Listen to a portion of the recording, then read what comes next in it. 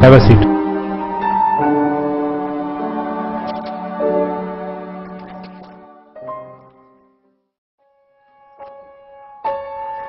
Science. Science, science, science. Science requires proof. As this is my first class with you, I will explain it my way. You are a Muslim, right? Yes, sir. So you believe in God? Absolutely, sir. Is God good? Of course, sir. Is God all-powerful? Yes. My brother died of cancer, although he prayed to God to heal him. Most of us would attempt to help others who are ill, but God didn't. How is this God good then? You can't answer, can you? Let's start again, young fella.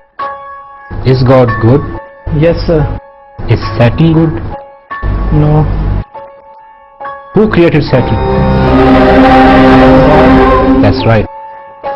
Tell me, son, is there evil in this world? Yes, Professor. Evil is everywhere, isn't it? Yes, sir. And God did make everything, correct? Is there sickness, immorality, hatred, ugliness? All these terrible things exist in this world, don't they? Yes, Professor. So who created them? Science says you have 5 senses you use to identify and observe the world around you.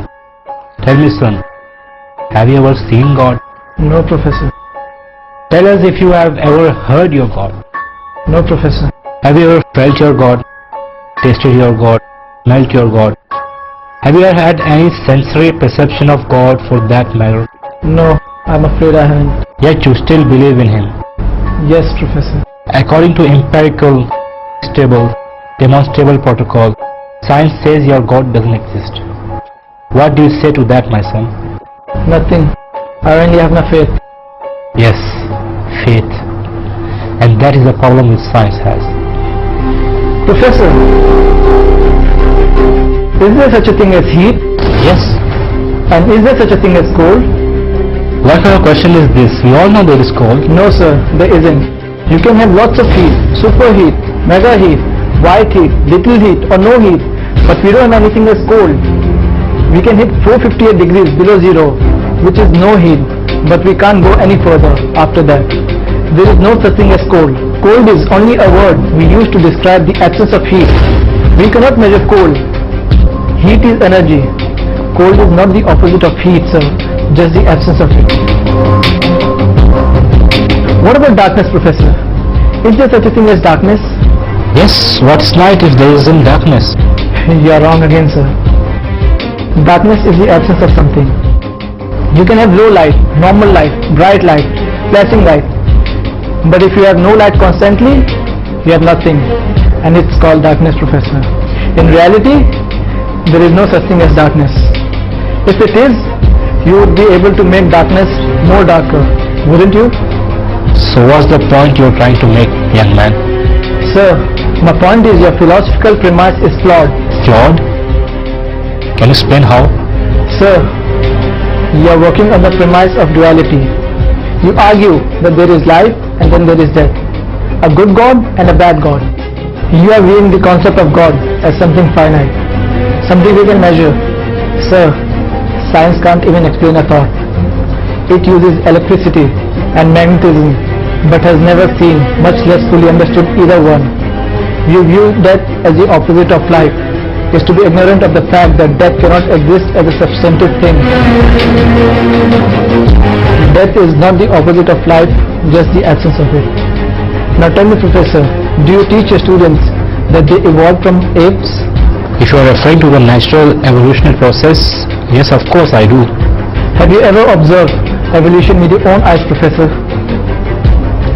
Since no one has ever observed the process of evolution at work and cannot even prove that this process is an ongoing endeavor, are you not teaching your opinion, sir? Are you not a scientist but a preacher, Professor? Is there anyone in the class who has ever seen Professor's brain? No one appears to have done so. So according to the established rules of empirical, stable, demonstrable protocol, science says that you have no brain, sir. With all due respect, sir, how do we then trust your lectures, Professor? I guess you will have to take them on faith, son. That is it, Professor. The link between man and God is faith. Professor, it is not necessary to see something to believe in it. Sir, have you seen your 10th grandfather? No? So then how can you prove that he existed? My presence proves his existence because I have come from him. Exactly, Professor. The existence of this universe and life proves that there is a creator. That is all that keeps things moving and alive. Take your seat.